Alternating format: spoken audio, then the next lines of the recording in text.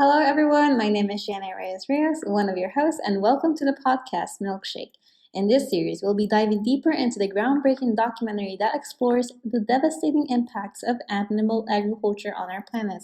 Produced by Kip Anderson and Keegan Kuhn, Cowspiracy challenges us to reconsider our dietary choices and the impacts they have on the environment.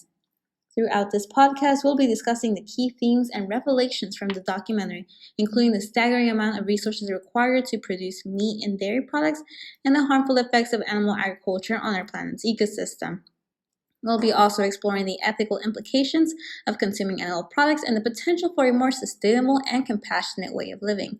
Join us as we explore the impacts of animal agriculture on our planet and the steps we can take to create a more sustainable future. With that being said, take a deep breath and relax, and let's give a warm welcome to our lovely hosts. Hello, my name is Janessa, and I am an animal agricultural specialist. Hi, I'm Monica, and I'm a researcher for health implications and ethics surrounding animal agriculture. And my name is Emily, and I'll be talking about moving towards a plant-based diet. Alrighty, well, thank you guys all for coming, and let's get right into it. So first of all, I wanted to take a moment to talk about a common misconception regarding the impacts of animal agriculture on our planet. Many people believe that reducing their meat consumption or just switching to a vegetarian diet is only a small step towards addressing environmental issues. However, the truth is that animal agriculture is one of the leading contributors to climate change, deforestation, and even water pollution. Like as seen in the documentary Cowspiracy, we see firsthand the devastating impacts that animal agriculture has on our planet, from the resources required to produce meat and dairy products to the harmful effects on our ecosystems. It's clear that we need to make a significant change to our dietary choices if we want to create a more sustainable future. By reducing our consumption of animal products, we can significantly reduce our individual carbon footprints and contribute to a more sustainable and compassionate way of living. That being said, Janessa, once again, thank you so much for being here today. But I heard you know a lot about animals. Mind sharing some of that knowledge with us? Yes, thank you for having me on the podcast.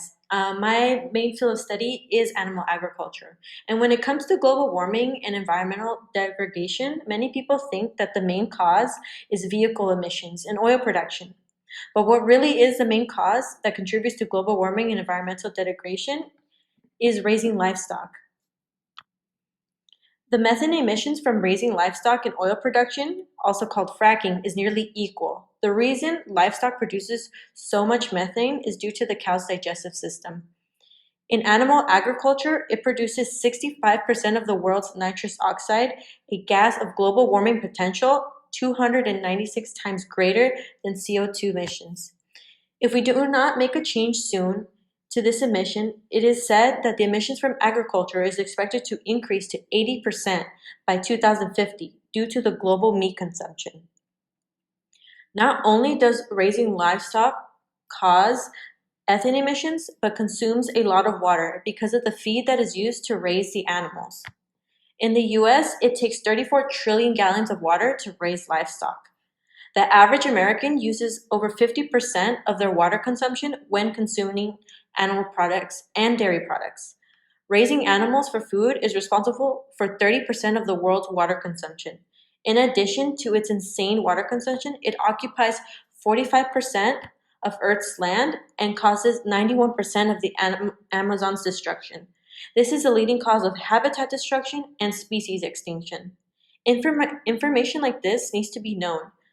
Many of this information is covered up by distracting the truth by the true destruction of raising livestock and focusing on other destructions like palm oil use, where it is responsible for 26 million acres of cleared rainforest.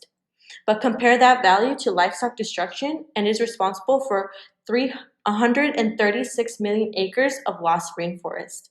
Not only do we need to be aware of the stats on water pollution and climate change from animal agriculture, but educate ourselves on these environmental issues that affect the health of our communities. I agree with you, Janessa. Not only does animal agriculture affect our environment, it also affects the overall health of the individuals in our communities. It is known that there can be health issues based on consumption of animal products.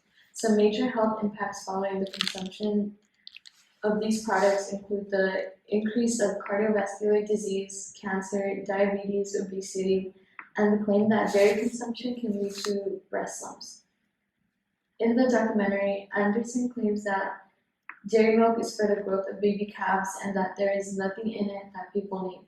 So if there is nothing in dairy milk that we truly need for our nutrition, why do we continue to consume it, especially if it can have negative effects on our body? You can actually receive protein and other nutritional benefits you usually get from meat without actually consuming meat. While a vegan diet can give us the same nutritional benefits as meat and other animal products, it also allows us to address human health epidemics. Moving on to the ethics surrounding animal agriculture, there are various ethics surrounding the animal industry. However, I would like to focus on how it affects our communities. Worldwide, at least 50% of grain is fed to livestock. 82% of the world's starving children live in communities where food is fed to animals in the livestock systems. In the documentary, Howard Lyman claims that we could feed every human being on the planet an adequate diet by taking the feed we give to animals and turning it into food for humans. It is truly sad that we have starving people around the world, and the grains being fed to large amounts of agricultural animals could be used to feed these hungry people. On average, you can produce 15 times more protein from plant-based sources than from meat on any given area of land. So Emily, what do you think is the next step? Should we continue to be carnivores or move towards becoming vegetarians or possibly even vegans? That's a good question, Monica, and the simplest answer is being vegan, yet that is harder than it sounds. So why vegan? At the current state of global conditions and the increase of world's population, there is no possible way to efficiently sustain ourselves on our current diet, our current demands, and in all honesty, our current lifestyles. I mean, take a look at our fishing industry, which is heavily depleting the oceans and having a vast detrimental impact on multiple aquatic ecosystems and food webs. We have seen more and more areas being labeled as dead zones in the water than ever before. This should be setting off alarm bells. We are literally creating areas that are completely void of life and could never recover because we took all of its resources and available oxygen. We need the ocean to survive. Oceanic plankton produces half the oxygen we breathe, yet here we are taking it for granted when we overfish.